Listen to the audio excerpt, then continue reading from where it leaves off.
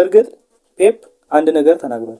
ባርሴሎናዎች ፊርማን አኑርልን ሲሉ እሱ ካልመጣ ምናልባት እኔ እዛ አልገኝም ሲል ተናገረ።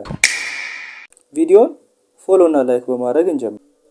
በ1961 በስፔን የተወለደው ይህ ሰው እንደ ማንኛውም ህጻናት ማግኘት ያለበትን ነገር አግኝቶ አደገ። ነገር ግን በውስጡ ለወተር ፖሎ ስፖርት የተለየ ፍቅር ነበረው።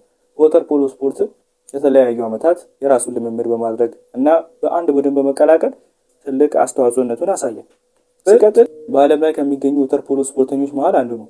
ይህም እንዴት ያሳያል ካላችሁ ለ7 ተከታታይ ዓመታት ምርጥ የወተር ፖሎ ስፖርተኛ በመባል ተሸልሟል።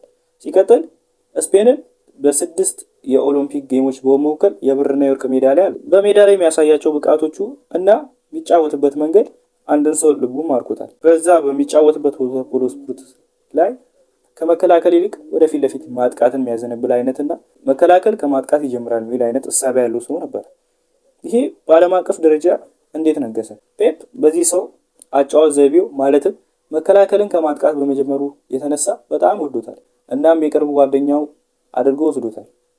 የተለያዩ ቡድኖች ጋር በመሄድ ከ40 በላይ ዋንጫዎችን አሳክቷል። ይህን ሁሉ ዋንጫ ሲያሳካ የእግር ኳስ እውቀት ወይም ደግሞ በእግር ኳስ የሚያስፈልጉ የተለያዩ ነገሮችን አያውቅም። ያን አላሟላ።